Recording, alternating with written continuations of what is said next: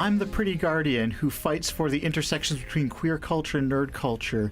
In the name of the Rainbow Connection podcast, I welcome you to the show.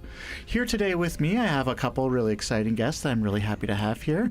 If you wouldn't mind introducing yourselves, we'll go kind of my right to your right. Hi, my name is Tess. My pronouns are they, them. I am... Why did I blank already? Sorry. I'm involved with Pride Corner on White. I'm a local activist here in Edmonton, and I love Sailor Moon. I'm Jennie. My pronouns are they, them. I feel like I'm doing like Miss America right now. Good evening, established panel of judges. No, I am judging. We're always judging. No, proceed. My pronouns are they, them, and I am a local drag performer as well as burlesque performer. And you can kind of catch me on my block. It's kind of my slogan from that kind of iconic song from Jennifer Lopez. Yes. Okay, so I guess let's start off pretty nice and easy here. So, favorite character, favorite Sailor Guardian, if you want to narrow it down. But who resonates with you most and why? And if it's in a specific series, specify that, because I'm kind of new here myself. Sure. So I would say my favorite Sailor Guardian is Sailor Jupiter. I do have a soft spot for Sailor Saturn and Sailor Uranus as well. I think as my fandom grew over the years and developed or discovered the outer senshi, but yeah, Sailor Jupiter has always resonated with me. I think I love about her that she sort of embodies feminine and masculine, especially as far as the inner senshi go. You know, she's known to be tough. She's sort of the tomboy and a fighter and things like that. And she loves to bake. She loves flowers. She's boy crazy and things like that. So yeah, I really like Sailor Jupiter. I'm very much on the same train. Like Jupiter used to be my go-to for. You asked 16-year-old me, I would have said Jupiter, but honestly, after rewatching the entire series and more recently Crystal, being introduced to the outer senshi, essentially Sailor Uranus actually grew to be my new favorite. Just because having a character that not only embodies that masculine but feminine energy, but also doesn't have to have the title of masc or femme, really just sat with me as a non-binary person. And to have that kind of representation out there when there's not a lot of people in like cartoons and media or even in anime that are like that is just really incredible to see. I feel like Crystal, more so than the 90s anime, really captured Uranus's feminine as well as masculine. I think in the 90s one, they really leaned much more heavily on her masc side. Yeah. But I think Crystal did a really good job of showing both. I think so, and like I'm really drawn to Uranus as well. Probably not surprisingly. One thing that I will say I wanted to share here is like before I get into the deep questioning is Sailor Moon was actually something that I actively avoided when I was younger. Really? Because I had gender thoughts early and was told that they were bad and I was penalized for them. And so when I saw like little flashes of Sailor Moon, I knew that this would be something that would really resonate with me. I knew it would be something I would connect with, and it would give me gender thoughts that I would have to sort through, and I wasn't ready to sort through them because I didn't feel that I was in a safe place to do that. And I was always concerned that, well, I didn't really talk to girls until I was like in my early 20s because I was worried that if I talked to them, they would find out something was wrong with me and then everything would fall apart. And I've thought that if I watch something like Sailor Moon, then I'll connect with it, then I'll talk with a girl and things will fall apart. So it was interesting to go and I was really looking forward to this episode, and that's why I don't have the breadth of knowledge that the two of you have. Like I've watched what I can in the last weeks to get ready for this, but I am very new here, so I'm approaching this with curiosity because, I have that weird bit of history there, and I will say that as I've been watching it, I was absolutely right. Like it would have done things to a young child me, and like in hindsight are things I wish I would have done. Right. But, along our journey when we're younger, we're just doing the best we can, right? So it's trying to be gentle to that previous form of myself, but acknowledging that these are lessons that I would have loved to have and characters I would have loved to see reflected on screen. So I just wanted to share that as we're going for a bit of context, and we're talking about favorite Sailor Guardians and stuff. That's kind of... since you said, especially when you get to any of like the gender changing and stuff like that, like... that would have messed me up as a kid, but in like a really pleasant, like, oh, things make sense now way, and I wasn't ready for things to make sense. I hear that. So I can really relate to that because there was a point in time when I first started watching Sailor Moon.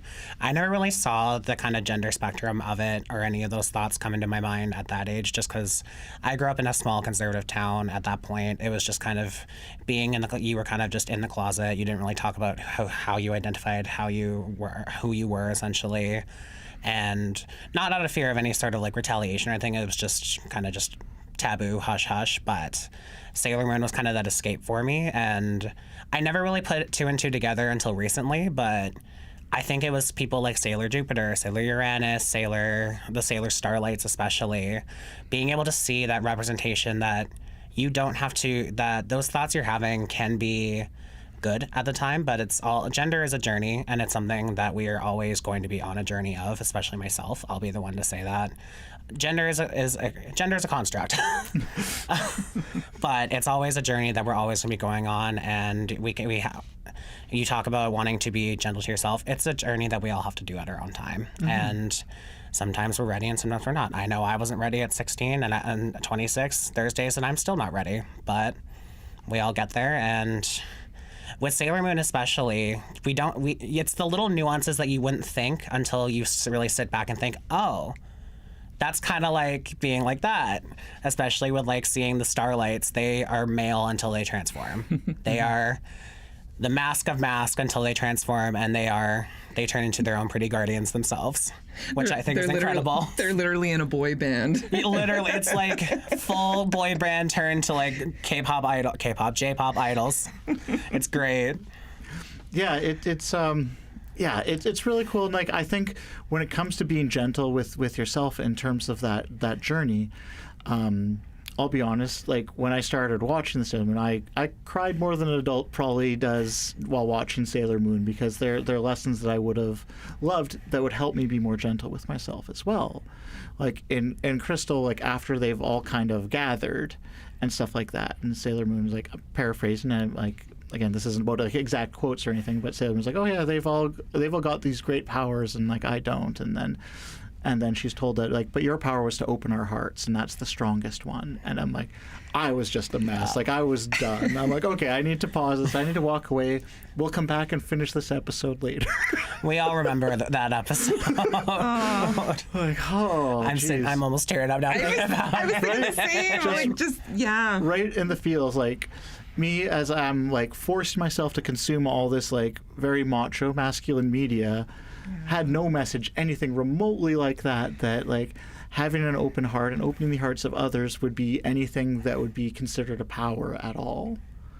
I love that. I love that about Sailor Moon, and Sailor Moon is there for you and for all of us, at any stage, so I'm glad that you're discovering it now, and but I really love that about Sailor Moon in particular, that it, at its heart, it is about love and friendship and things like that. It maybe sounds cheesy, but it is. It's and she's still so strong. She is still considered the strongest being in the universe, and a lot of her strength is accepting others and bringing others in as friends, and forgiving, and even the bad guys, like she's like the villains, that she ends up relating to them, and yeah.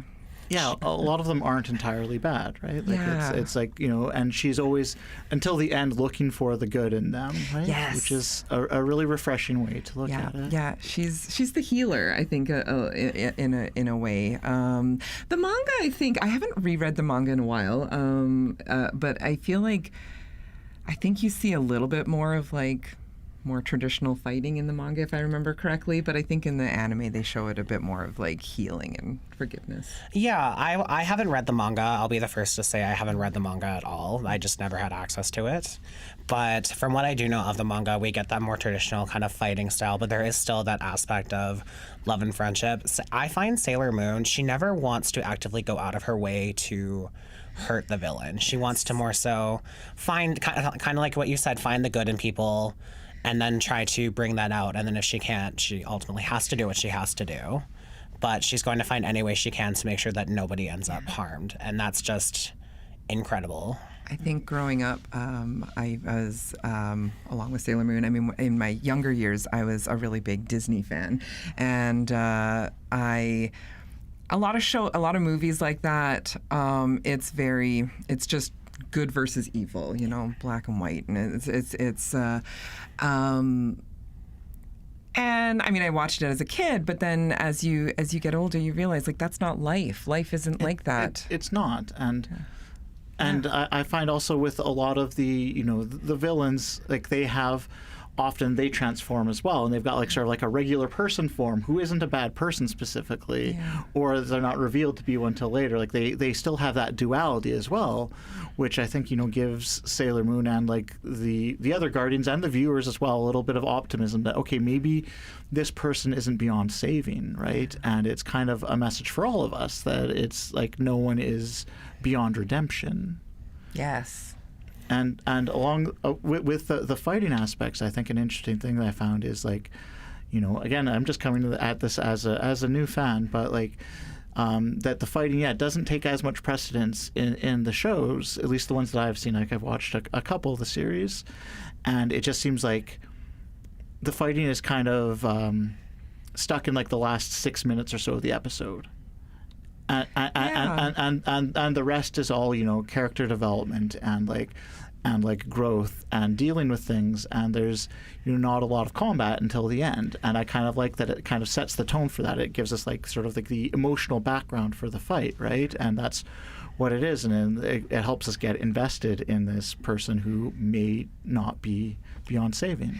Something I've noticed in Sailor Moon is every season has kind of a hierarchy of the villains. So there's the henchmen, to use gendered phrase, but henchperson. Henchperson, thank you. The henchlings. The henchlings. I like that. The henchlings are, they're the ones that you see kind of throughout most of the season, and they're the episode by episode, and they often are the ones that have some sort of a redemption arc. I don't think every single one, but a lot of them do. And then there's sort of the one that leads them, and there is often a redemption with them. And then there's usually one other level, and it's more, it's usually not human. It's more like an entity. It's like chaos itself. It's kind of a concept as opposed to a actual being of some kind, right? So there might be more traditional fighting with the concept of evil, but often not with the people. Mm-hmm. We see that really heavily with Sailor Moon Crystal Season 1, too, especially where it came with Queen Beryl. She was once human on Earth. Yeah. But before she decided to intervene, she would send out her I like to think of them as the kind of 4 horsemen of the apocalypse kind of idea. But I just cannot remember their names off the top of my head. Yeah. But she sends them off first. They have their own people to fight off, and then the Guardians take off these 4 one by one, and then you get to Beryl. But then, plot twist, there's someone above Beryl who's waiting for you. Yeah, Beryl's middle management. Sorry. Beryl's the assistant manager to this operation. Yeah, and it's Metalia. I think. Yes. Is that Yes. That's the one. Because generally a lot of times they'll have like me speaking like I know what I'm talking about, but there's kind of there's the henchlings, and then the build up, and then like every season's like new henchlings, then new middle manager, new big bad, right? Exactly. Like and I kind of like that format because it allows to create nuance in similar story structures. Yeah. Makes you question just how truly sinister is the villain, I find. Because we don't see the full-on like main villain of the season until almost the last few episodes of the season. Yeah. Until they're revealed in that kind of final battle with who we think is the final boss. And then they pull the curtain back. They're like, surprise, here's actually an entity about to take you out. Yeah. So I just want to ask, like, to bring it back to a more basic level, I'll say, like, when did each of you sort of first find yourself drawn to Sailor Moon, and what sort of brought you in? I think for me, and something you said earlier resonated about it being an escape. I think I discovered it around grade 7. And, at that time in my life, I had just moved back to my hometown, but we left for a few years, came back. And, junior high was, spoiler alert, not a fun time as it right? I thought we all had amazing junior high experiences. Right. So, didn't have a lot of friends and, new school, bullying and things like that. And, Sailor Moon was my escape. And I've thought about that over the years, that if I had discovered Sailor Moon at a different time in my life, would it have latched on would I have latched onto it as much as I did? But I'd say I discovered it in grade 7. I watched it kind of casually at first. It would, I think it came on or it would be on like as I got home from school, and so I would usually miss the first like half of the episode, and so I just kind of like casually would catch 10 minutes here, 10 minutes there, and wasn't like super paying attention to it. And then there was a day that I stayed home sick from school, and it happened to be like a big episode, because you know how there's always there's like 10 filler episodes and then a big episode. And I was home for the big episode, which was Sailor Moon and Tuxedo Mask discovering each other's identity, and discovering who the princess is, and and Tuxedo Mask gets hurt and things like, and it was like such a big episode all in one. And I was like, I didn't know, having grown up with like American and American shows, I didn't know that there could be so much like, I don't know, drama and heart and intensity with it. So I was hooked after that one episode. I would say I found it at like 12 years old. I like to say I found it at the time when I needed it most, because it was that escape that I didn't know was an escape until I hit an adulthood. It was just, I got really entranced by just all the shining colors. And it was, I like to think I'm like a pigeon. You give me something shiny, I'm going to look at it. And you mean to tell me there's at the time there's a show where they're getting into these like really, might I add, really great, I can't even speak, my goodness. These really like, there goes my phone. They're really insane costumes to fight evil, but also look good doing it. But also have these really intense transformations that the villain is probably just standing like, what are they doing? I'm just like, I thought we were fighting. What are you doing? Exactly. It's like the Winx Club effect. They're like, okay, we got to transform to fight. 5 minutes later, we're still transforming. But Sailor Moon, I love. They would just cut it. It's like boom, boom, boom. We got 10 seconds. But it's Venus, go. Okay, Mercury, go. Okay. It's like, okay, you show yours, you show yours. Yeah, they do it one after the other, too. They're like, we can't take away the spotlight of the other. I feel like, I can't remember offhand which episodes, but I think there's been a couple where like the villain plays on that, where it's like, okay, come on, we got to. They're like checking their watch. Like, come on. I'm just picturing Queen Beryl. Is she still transforming? I thought we were done here. The camera just keeps swirling around her. Why don't they just take a cheap shot once you're like mid-transformation? I don't think they ever do that. Where did these red ribbons coming from? Like, So one thing I want to say, when you talk about an escape that you didn't realize was an escape at the time, like, do you know when that clicked with you? Because that could be a really powerful thing. I know I've had those things, like when I analyze things from my youth and like, oh, damn, that makes sense now. Do you know when that happened for you? Yeah, it was actually when I kind of first realized I was non-binary and I didn't really come to terms with it at that point, but I was trying to just kind of figure my own life out. I was at a point in time where I was like, I felt like I needed to know for myself and for myself alone how it was I identified at the time, because my brain was just like, I feel like I am going insane not knowing. And I sat there and I analyzed just like every single little piece of myself, as we all can probably relate to. And I was just like, oh, I never realized this was a thing. And then it was literally, I started watching Sailor Moon randomly because I was just literally cleaning my house at the time. And it was the episode where they were describing Sailor Uranus and how she embodies both masculine and feminine, but does not hold nor title. And I broke. I started sobbing. I was like, Yeah. that's me. And I was like, I was just kind of gobstruck because I was just like, not only had I never seen somebody like that in media, but I had never felt so connected to it. And then it all just kind of clicked. I was like, oh, so this is why I kept watching because I kept seeing somebody like me that I didn't realize until then. Yeah, those are really beautiful, really powerful moments in hindsight, right? And then when it all kind of clicks into place is just a really cool, very special thing. It was literally like a key in a door just being unlocked. I was like, finally. Absolutely. Like, not quite on the same level, but just as an aside, I realized, I think it was maybe like 10 years ago, that like 3 of the different women I had crushes on when I was a kid were all Kim Cattrall. Oh, really? And I'm like, oh, wait. Because I'm like, ooh, that woman from Police Academy, she's really cute. I also really like the woman from Big Trouble in Little China and the one from Star Trek 6. And then I'm like, as I grow up, I'm like, oh, wait a minute. Maybe I just like Kim Cattrall. Listen, there's no shade to Kim Cattrall. We love her. Yes. Right. I think being of a little bit older, I didn't validate my queerness or my transness for such a long time. But I can look back and see the egg, see the hints like so much. And so I think any of the anime, not just Sailor Moon, but a few other ones that I watched at that time, that had any gender bending or like the Sailor Starlights of like actually just changing physical form.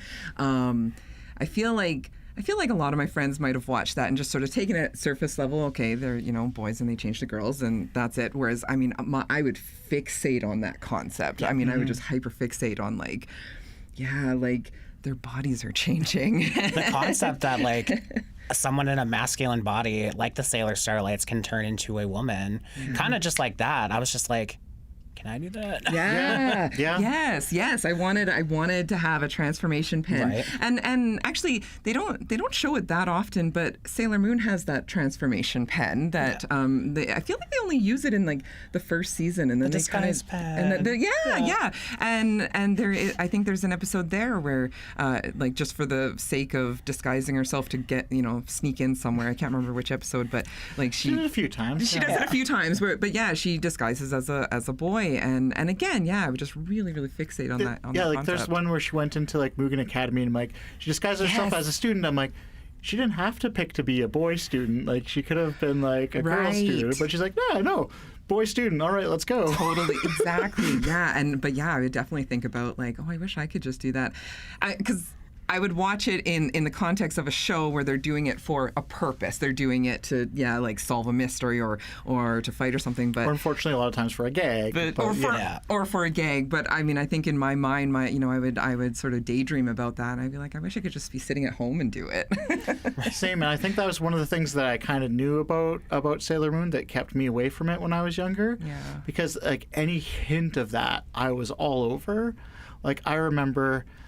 Also as an older person, there was a talk show named Jennie Jones. It was named after the hostess, and and she would have makeovers all the time. And I hadn't seen much, but I saw some of the makeovers. And then I remember there's a teaser that like, we're going to do a makeover on a man. And in my childhood, I'm like, oh my God, they're going to make this man pretty and he's going to turn into like this beautiful woman. And that sounds incredible. And I was like really excited. Like I was super excited for this episode of Jennie Jones. And I'm like, this is going to be the best thing ever. This is going to be so validating. This is what I want. I want to go on Jennie Jones. I want her to help me turn into a woman. And this will be great. And I watched the episode and they just like give him a sweater vest and comb his hair a bit, and I'm like, oh, okay, I guess that's a makeover. But I just thought makeover was something that happened to women. So I'm like, I hear that, I'm like, this is what I was expecting. And yeah, same thing, like any sort of hint of that I would latch onto.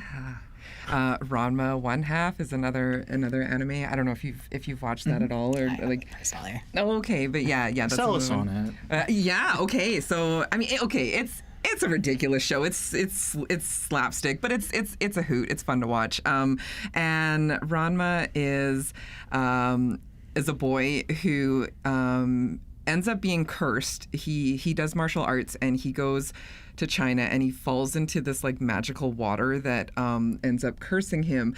And the curse is that when he is splashed with cold water, he turns into a girl, and then he has to be splashed with hot water to turn himself back into a boy. And so every episode there's some sort of silly gag about how he like accidentally falls into water or something like that. And How often would that happen though? Apparently every episode. He just like falls into a swimming pool. Whoops. or somebody is cleaning the streets while he walks by and just like throws a pail of water on him or something like that. It's always so ridiculous. Yeah. But yeah, that show is another one that like I really latched on just to like really the concept of being able to change your gender. If I may, too, Fishugi Yugi is another anime that I won't go too much into like spoilers, but there's a character Noriko, and I think in the show it's he him, but very very feminine, and there's an episode where one of the other main characters is talking about Noriko and says, was he a man or a woman? I could never figure it out. And then the heroine of the show says, he's not a man or a woman. Noriko's just Noriko. And that line... Just don't worry about it. Yeah, just don't worry about it. And that line really, really impacted me. In grade 12, we had to do a scrapbook for religion class because I went to Catholic school. And so I wrote it in Japanese, like in hiragana. I wrote... Noriko is Noriko. And I feel like I had to do it in a way where it's like nobody's going to know what that means anyway, but I still wanted to like kind of code it by writing it in I love hiragana. that. That's so subversive for your high school self. Yeah. Yeah.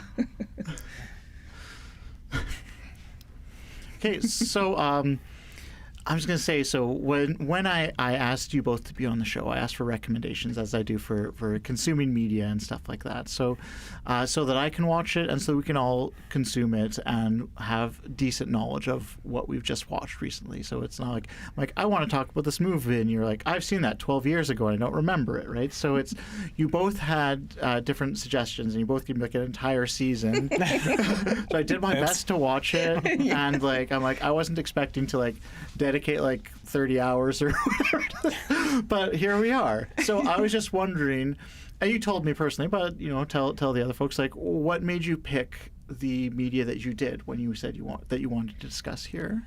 I would say for myself, I chose personally Sailor Moon Crystal Season 3 because we get the introduction of the outer senshi, like Sailor Uranus, Sailor Neptune, Pluto. We get the hints of Sailor Saturn, as well as we get the hints of the actual manga's version of the story, whereas the 90s anime, it's been, I think they said it was like Americanized in this article I read, but it's very true to the manga, and it's very heartbreaking.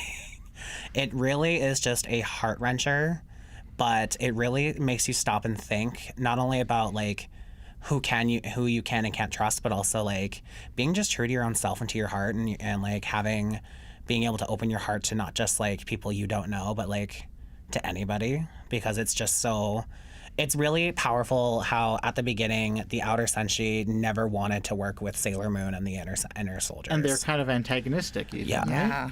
Almost to the extremity of like completely almost like being like, if you don't stay back, we're going to start attacking. And it's like the entire plot line of it then is to not only have Uranus and Neptune open up their hearts to be working with Sailor Moon, but the inner senshi then having to open their hearts to working with the outer because they think they're the enemy. When in actuality, it's Mistress Nine and everybody within Mugen Academy.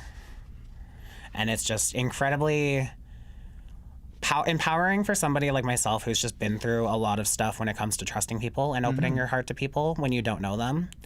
But it really makes you stop and think, because not only do we get that representation I spoke about earlier with Uranus and not having that masculine or feminine, I keep wanting to say feminine, feminine label, but we get this storyline of like trusting people and opening your heart to others, not just no matter who you are.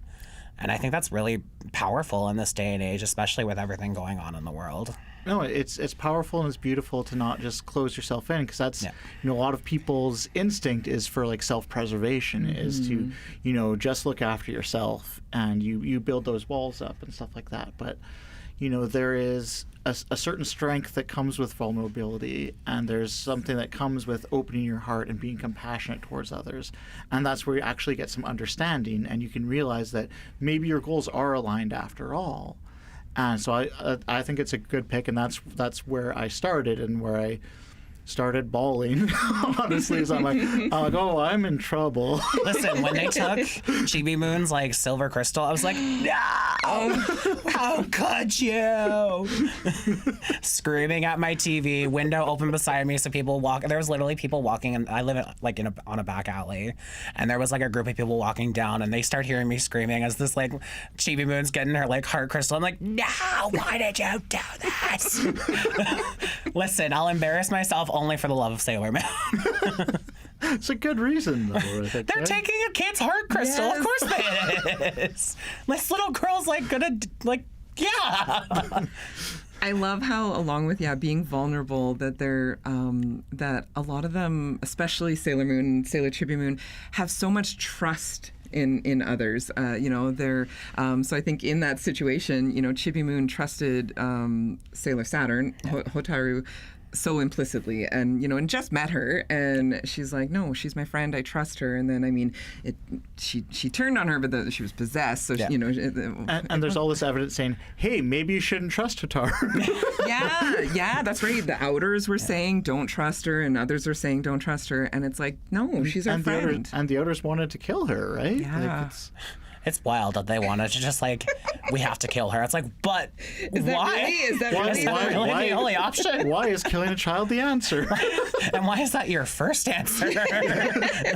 And that's where it's good. And that's where it kind of does create that conflict between the two. Like they both, want to protect people. Yeah. And like the inners and the outers have different ideas of how that happens and how that should look, right? So it, as like maddening as it is, like I'm there, I'm like, why is this your solution? But it's like it does create, it does set the stage for like sort of the unification of the planets, so to speak, right? Yeah.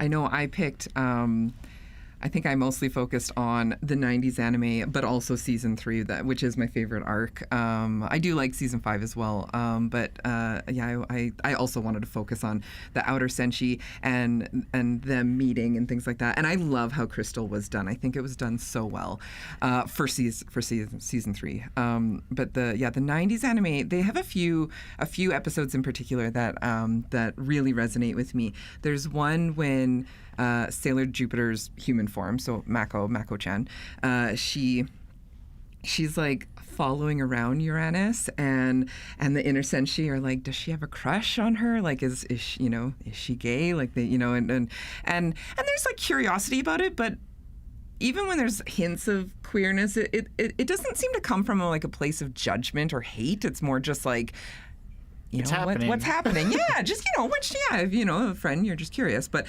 so they're like, why is she following Uranus around all the time, Haruka? And so it does feel like it's a crush.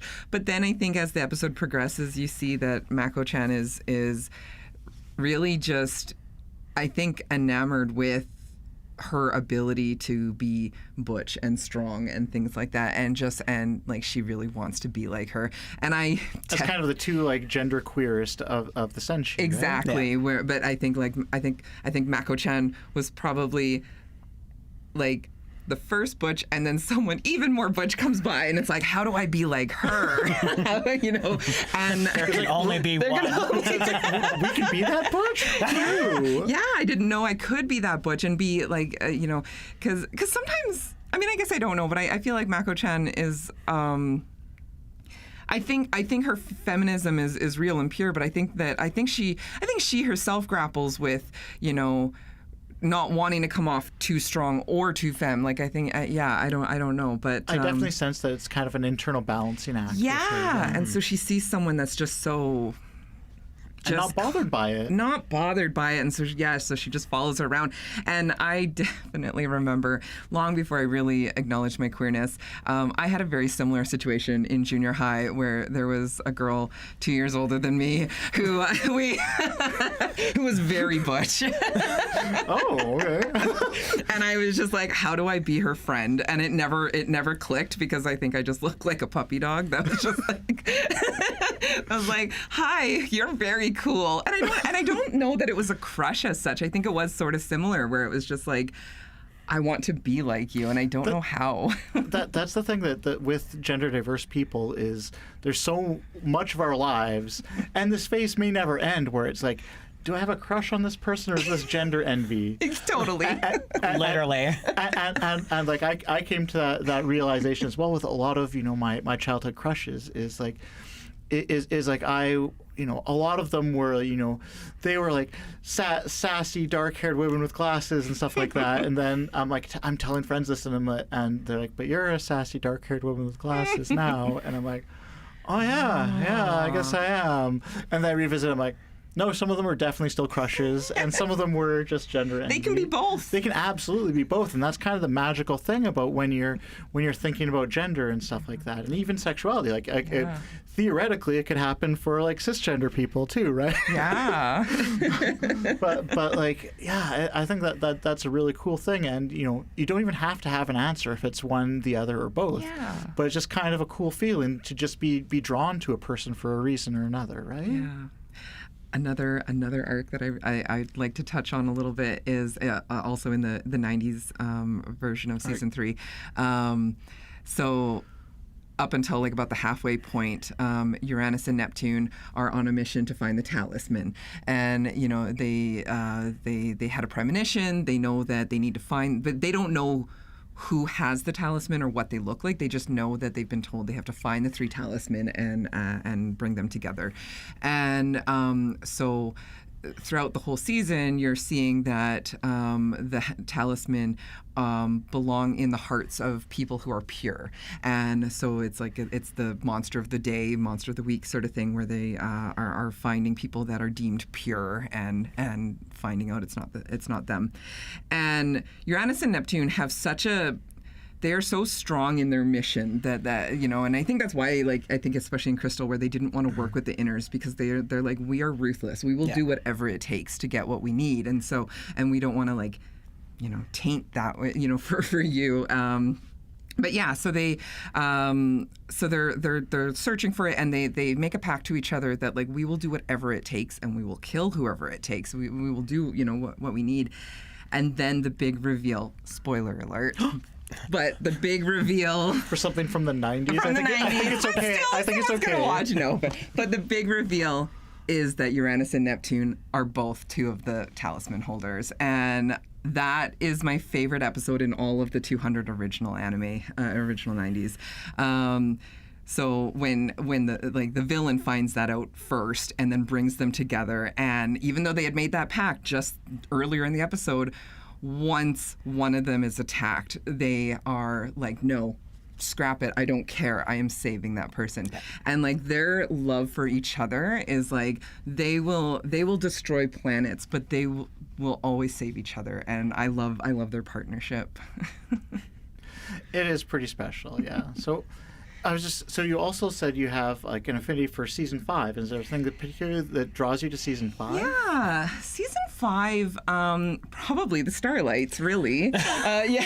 I just want looking for a segue to talk about the Starlights. Of course, yeah. It's like, so when are we going to get to the Starlights? Let's talk about Because I didn't get to Starlights. watch much of season 5 yet, so No, fair. I wanted to get you to there so we can go and I can unleash you on the Let's do Starlights it. talk. Season 5, yeah. It's A roller coaster of emotion. It is. Oh, it is. It's darker. It's they're older. That's the arc where they're officially in high school now. So they've aged a couple years throughout the span of the show. You also find, depending who you ask, if they've watched the 90s versus the Crystal series, it'll be a very different answer of how they've seen the ending of Sailor Moon. It's I don't want to say it's completely different, but like Sailor Moon Crystal is heavily focused on the manga aspect of it, and they talk about things that the 90s anime never even touched on. It's true. It's true. They changed things quite a bit. Rewatching it now, I still do love the 90s anime, but I definitely have an appreciation for Crystal being a lot more true to the original source. So did you discover Crystal first? Like, did you watch Crystal first? No, actually, no. I started with the 90s anime because I started watching Sailor Moon when I was 12. That was about, 2011, 2010, I want to say, somewhere around that time frame. And Crystal didn't get announced till about 2014, 15-ish. Yeah. So I watched the entire 90s anime on its own first. And it's funny, I actually thought, like, when I was younger watching, I was like, am I allowed to be watching this? Like, especially that last season, because, like, that very last episode, we all know what she's lacking. She fights naked in the whole last episode. In the last episode of the 90s anime, she's basically, she's supposed to resemble the essence of purity. And I did a full deep dive on this because I was like, why is she just flying through the sky with a crystal here and wings and that's it? And I love it, though. I love it. Is clothing what makes us impure? Well, you know what? I don't know if, maybe, but for me, I think the way I interpret that or see it is that she's so strong she doesn't need her armor. Yeah. She is at, and especially that I'm getting too flustered now. I'm excited about this arc because it's probably one of my favorite arcs. It's a great arc, and I wish I had rewatched the Crystal season 5 as well. But she loses everything. Yeah. And truly she loses everything, and yet she still is like, no, I believe in love, I believe in forgiveness, I believe in this world. And so I think there is like a literal strip away her armor, and this is just her at her very purest. Yeah. Because it's literally, she's just on her own. Like, Tuxedo Mask is gone. All of the Guardians are gone. Luna, Diana, and Artemis, they're nowhere to be found. The Starlights are, in the 90s, they're holding by a thread. Right. But in Crystal, they're, gone. Princess Kaguya is gone. She's got nobody. And I like in season 5 is her hitting rock bottom, but still being able to pull herself up and defeat whatever's attacking Earth.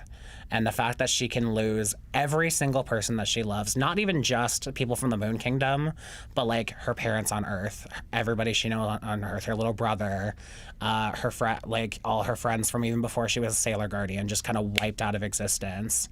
And she can still, in that lowest of a point, just stand up against Galaxia and then save the universe. It's pretty special. Yeah, it is, and sorry, Tess. No, I didn't mean to cut you off. Did you have a thought on that? Or? No. I didn't. I was going to try to circle back to the Starlights at some point, but I didn't. I'll bring it back there. That's my job. That's your job. I was going to chastise you earlier because you asked Jennie a question. I'm like, it's my show, Tess. I asked the questions. I'm like, I'm sorry, I couldn't help it. So I haven't got that far yet. I will admit I haven't watched all the episodes of all of the things yet. But hearing that, I'm just going to say it sounds also kind of like a trans journey as well. I wouldn't have thought of it that way, to be honest with you. Thinking about the episode, it's wow, that is really kind of a fair point, to be honest, because she loses everything and everybody. And you still got to fight. And you still got to fight. You lose everything, you still got to fight. I know you touched on that at the rally we attended about anyone that thinks that coming out as trans or queer or is a flippant decision. That it's just not true. It's not, especially here in Alberta. There's so many challenges that we know it's going to be hard, and we decide to do it anyways. Yeah. And just for context, before this, Tess and I were at a rally that I was speaking at. And so I came right here and put on some cat makeup and set up for the podcast. That's what we do, activism by day and Sailor Moon by night. That's the duality of being trans in Alberta, is you have like the serious yelling into the microphone, then the gentle conversing into that microphone with the community. Anyways, back to the Sailor Starlights. Yeah. Let's bring it back to something a little more fun. I can depress everyone in different ways later. But let's start with thoughts on Sailor Stars. Let's start with Tess here. Sure. Oh, where to start? Again, like I touched on earlier, just the concept of being able to physically change their body really stuck with me. I love different ships in fandom. So if people know what ships are, I was waiting for somebody to bring it up. Okay, so I'll just jump in for those. Yeah. I'm sure everyone watching this is familiar with ships, right? But explain briefly what you would consider a ship to be, and then go off. Okay, sure. And if anyone has a different explanation, no, they'll let us know in the comments. I'm like, I don't know if I'm an expert. It's all on you to find the best definition, Tess. Oh, that's a lot of pressure. Ships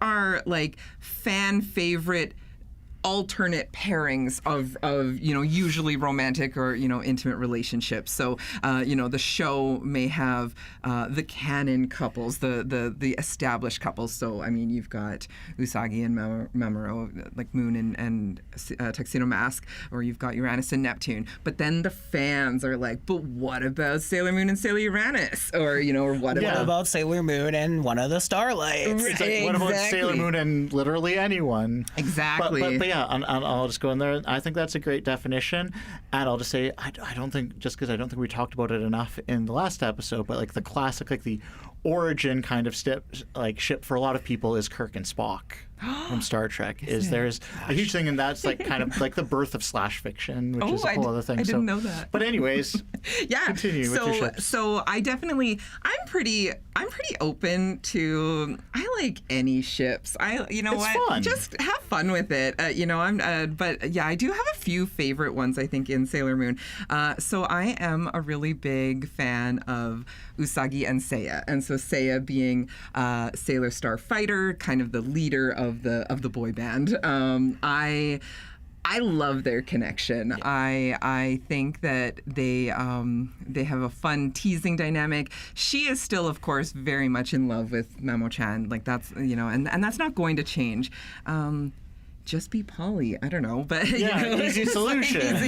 Easily solution. But no, I think I love their dynamic, and again, bringing it back to gender is, they don't find out who each other's identities are until quite a bit later in the season. Again, speaking to the 90s anime.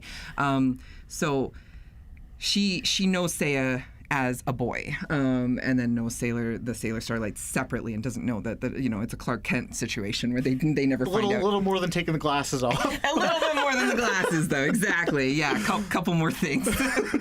And but even then, when she does find out who they are, they actually do make a sort of a light comment about it. Minako, Venus, is like, well, I guess I can't go chasing after Taiki. And then someone else says, well, Taiki's still Taiki. Like, there's still, that's Sailor Star Healer. So they know that they are women, and they still don't care. They're just like, but when they're boys, they're boys. So it's not a big deal. So, yeah. But yeah, I love Usagi and Seiya. Plus, hey, we saw that Moon Kingdom. There's more than enough room for Seiya to come and move in there with her and Tuxedo Mask. Totally. Absolutely. There's enough room. Yeah.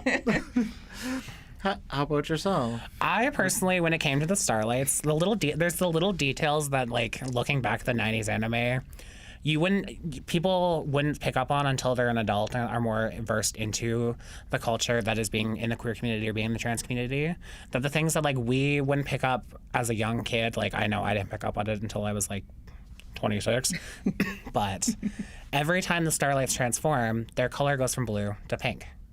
Oh, you're right. And that was a little detail that I never really picked up on until watching it as an adult, and just like, wait a second. Huh. That's kind of interesting that when they're boys, they are blue, but the second they shift, it's pink. Yeah. And it's like, I'm just like, it's the little details for me that always stuck out. And they always had a ponytail, even if they were a man or a mask or femme. Right. They always had their ponytail. Yeah. And it's like, being someone like myself, like, I can wish this was my hair. I can wish I had these inches right now. But they always had that little hint of femininity when they were masculine. They always had that little bit of masculinity when they're feminine. Like, even if it was just like the hint of like, oh, we're just really tough and like a baddie. But it's also like, no, like they have like the qualities of kind of both. But there's always those little nuances of like, oh, at this point they're a man, but here's that little touch of like, but they also are a woman later on. And it's really incredible to me seeing that kind of switch where it's like, oh, they can have that kind of switch between one or the other, but they also have that little bit of each part of it, no matter what they're identifying as in the time. Nice. And I just wanted to ask, like, what do you have for ships? Do you have any favorites? I wasn't really big into ships growing up when it came to Sailor Moon or anything like that. I just never got into it until I hit an adult. And I was like, oh, right, this is the thing. Obviously, I was big on the Usagi and Seiya train. That was a big thing for me. I have one. I know that they made it kind of canon in the show, but I wish that they went for more with it. It was Mako with... Ami? No, the guy from the video game store when they're playing the Sailor V video game. Oh, Motoki. Thank you. I wish that they had made their storyline a bit more together so much because they were... They are very cute together, yeah. But as far as like anything like crazy, this is a weird one. This is one I don't even think anybody in the fandom has ever talked about besides that I've seen. Breaking news. I was really big into like Mars and Mercury together. Me too. I was like, if they're not together, this is not canon for me. Like, there's no way. Like, it's water and fire. Like, that's the two go together. It's why wouldn't you, right? Right. It feels like, sorry, I didn't mean. You just got very excited. I so you did can get pop really in. excited. I'm like, yay, someone else has seen this one. No, I totally see that one, and I find that a common fandom one. Again, yeah, it's headcanon and you know fandom based, but it seems like it's a very common pairing to see Mercury and Jupiter together, and then Mars and Venus together. And I can see it, and I can appreciate it, and like I said, I'll ship anyone. But I like them. I like it flipped. So I also like Mars and Mercury together, and I like Jupiter and Venus together. Yeah. Nice. Is there anything else that's kind of in your head canon-y that either of you want to talk about? Like, not necessarily ships, but like, you know, sometimes like, you know, not quite like, I know there's a lot of fan fiction and stuff, and there's a lot of theories and things like, oh, this makes sense in my head that this is something that might not be shown, but I think this is happening, or it should happen, or I'd like it to happen. Yeah. Honestly, probably like the little nuances of polyamory with the outer senshi are a big one. We see like Pluto, Neptune, and Uranus all band together to help raise Hotaru after she's reborn in the original 90s anime. And regardless of even if they're raising Hotaru in the anime or not, they are still together 24/7, whether they're apart or together.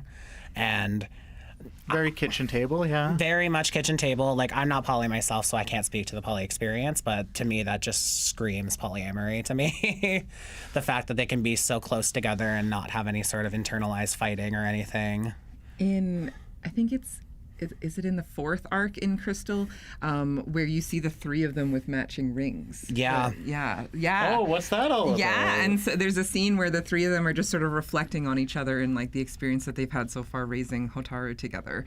And I always sort of, this is headcanon, but I sort of see Setsuna, who's Pluto, I see her as like their ace partner, Yeah. maybe, I think, and, like Uranus and Neptune are Uranus and Neptune are still like they are the quintessential partnership, but Pluto is definitely an important third in that relationship as well. But yeah, no, there is a scene where the three of them are looking at their rings together, so I feel like it's not even headcanon at that point. I think they're just trying to tell us at this point. Yeah, like that's the thing is there's. So one thing as, queer and trans people consuming media is a lot of times it's not necessarily made by queer or trans people or for us, but there's little nuggets that we'll look for and we'll hunt for, or we might interpret a little differently because they make sense to us and they resonate with us. So along those lines, are there any little nuggets that you find in Sailor Moon where you're like, this really relates to my experience or my identity in one way or another that you don't think might not have been intended? Or if it was intended and just kind of like slid in there very subtly. Absolutely. So I think Usagi is bi. I think she's a strong bi icon. And again, she loves tuxedo mask. There's no question, and seems to gravitate toward more like mask in a romantic setting. Mm-hmm. But in both the 90s and Crystal, when she meets each of the inner senshi, there's an episode, I think, with almost every single one of them where she seems to be crushing on them. She's kind of swooning over them, like, oh my God, Ray's so pretty. And like, how do I talk to Ray when she's so pretty? Yeah, like blush marks, and she's just like, ooh, maybe I'll get off at a different bus stop so I can follow her home. Little stalkery, but much, but it's charming in the episode. Yeah. And Mako-chan, she saves her from like a swerving car, and she's all like flustered about like, oh, what is her perfume? It smells so good. Yeah, she's got perfume and such a cute lunchbox. Yeah. She's just always swoon over everybody. She swoons over everyone. She swoons over anybody and everybody, no matter who they are. We love a goodbye disaster. She is. I love it. And I love it. Yeah, she does. She just loves everyone. So I definitely see that with Usagi. Definitely the outer senshi are a polycule. I guess one like piece of like equipment, if you would call it. Wow, where's can't wait to see Getting this. real typical. The disguise Tell me pen. more, Jenny. The disguise pen for me was a really big one for myself. Being a drag performer, if I had the disguise pen, I would never touch a makeup brush again. Are you kidding? But Save you all that time with sequening and stuff, like stoning. exactly, I will never touch a rhinestone again if I had that thing. Yeah. Like, I'll be on Drag Race and I'll win. But it's the fact of the transformation aspect for it all to me. I, being like a drag performer who I like to change myself to not look like myself. Mm-hmm. And you do a great job of that as well. Like, you. I've seen you several times, and you do excellent. I try. No, I'm just kidding. But it's the transformation aspect of it. It's the fact that she has just this one little pen that she can just kind of, and oh look, she's something else. She's someone or something else, and it doesn't matter what it is or who it is. It can be a man, a woman. It could literally be a tree if she really decided. Like, it doesn't matter what. And I think that's just really powerful for myself, like especially when I was kind of coming to terms with doing drag. Drag was something I struggled with a lot at first mentally because I was like, oh God, I'm a failure. Oh, me too, honestly. Like, right? To be fair, yeah. I'm like, oh gosh, I'm failing my parents by doing this. But it's having the fact that she's out here transforming and fighting off all these like villains in this, might I add, very sickening outfit that I wish I had in my closet. Yes. But it's the confidence that she has in whatever she's doing. In whatever form she takes as well. Exactly. And that's really, really inspiring. It's just like, yeah, she just owns it.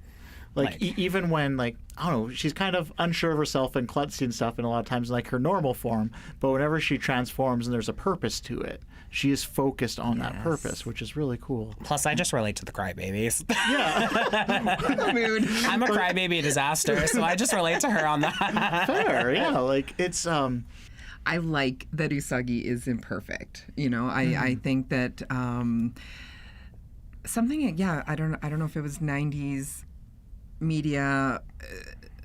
There would always be shows that would show like girl power.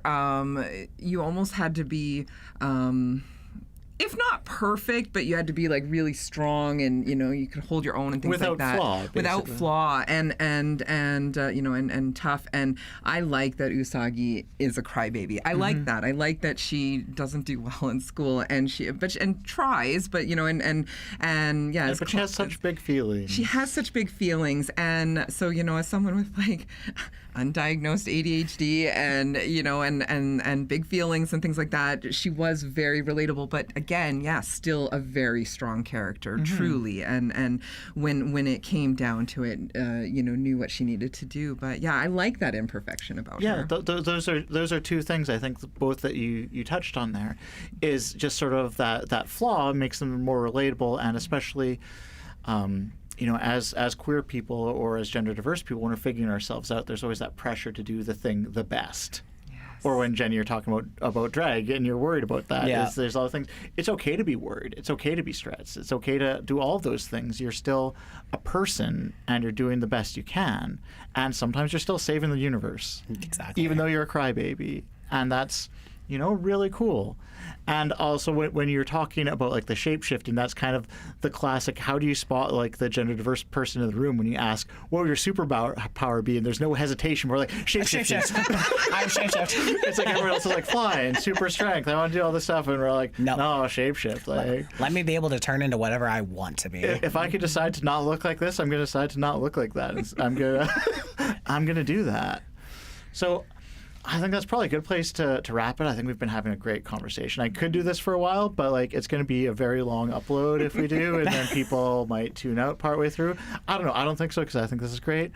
But I just want to throw it back to each of you if you have any final thoughts, or if you want to mention, you know, projects you're on or things you're doing or social media handles or whatnot.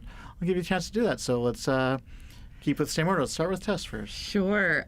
You know, I feel like there's still lots of thoughts I could go on about Sailor Moon, but I think in the interest of time, I feel like we've covered a lot. But yes, my name is Tess. I am with Pride Corner on White, and so I help with the social media there. So you can follow us on Facebook, Instagram, and TikTok. Pride Corner on White. That's white like White Ave, so WHYTE.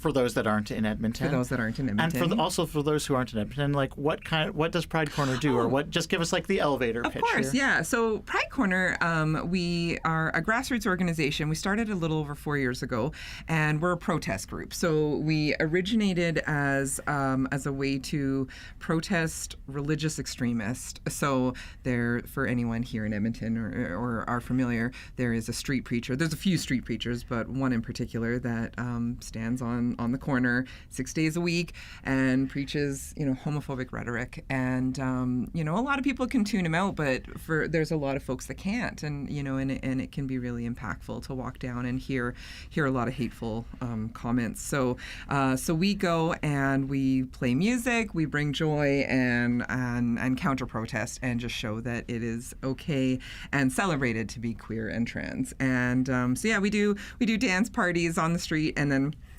especially during the winter months, we do more indoor events and things like that. So we'll do like games nights, craft nights, movie nights, things like that. So yeah, so I'm primarily with Pride Corner. I do a few other like activism things around the city, and my personal handle is tess.folk on Instagram. Okay. How about yourself, Jenny? Like Tess mentioned, there's so many things about Sailor Moon that I could go into. Like, you put me on a microphone, say, talk about Sailor Moon. I could be there for hours. That's what I just did. Exactly. But there's so many things that I would love to speak on, but again, in the presence of time. It's not just a show to some people. It's their life. It's finding who they are as a person. It's finding who they want to be as a person. It's seeing those raw edges of a person that we wouldn't see in media, that we should be seeing in media, to be able to relate to it so we can do better as a humanity. Because let's be real here, some of us humans need to start doing better. You need to put in some work, yeah. We need to put in some work. We need to fight the fight, and especially when it comes to a lot of the queer and trans individuality of Sailor Moon, it's very impactful that not a lot of people would really see as impactful, but it's that little bit that it's so raw and it's so in your face, but it's not in your face that you're being forced to listen to it. It's there, and it's so natural, and it's so smooth, and you just kind of, it's like, great, this person's this, incredible. Let's see what the villain's like. Yeah. And I really see that as a thing in humanity nowadays. Like, there's this big higher up power that's trying to tear us down, and like, I won't go into details on that, because for the ones in Alberta, we know what's going on. It's not news. It's not new news, and it's not good news, and it's terrifying. And now is the time to be supporting not just our queer individuals, but our trans community, as well as our trans brothers and sisters. And now is the time to not only be supporting and uplifting those communities, but also standing up for those communities in the fight against all the stuff that's going on. And I think Sailor Moon is a great example of how one can be like that, to be honest, to have a good heart, good intentions, and be able to stand up for what is right without being incredibly performative. Unlike their transformations. Though I will add, I wish I had one myself. Yes. Beautifully said. And do you want to plug any socials or anything for yourself? Or? Yeah, I only really have the Instagram right now. I'm trying to slowly rebuild both my Instagram and my TikTok. You can find me on Instagram at simplyjennyeg. You can find me on TikTok as Queen Jenny T, I believe is what my handle is. As you can tell, I don't post on there often enough to know it, but you can find me on Instagram at simplyjennyeg. Okay, excellent. Well, thank you both so much for being here. It's been a wonderful time. Again, I'm your host, Allison Hadley, for the Rainbow Connection podcast. You can follow us on Instagram at RainbowConPod. And join us next time where we will be discussing tabletop gaming. See you next time.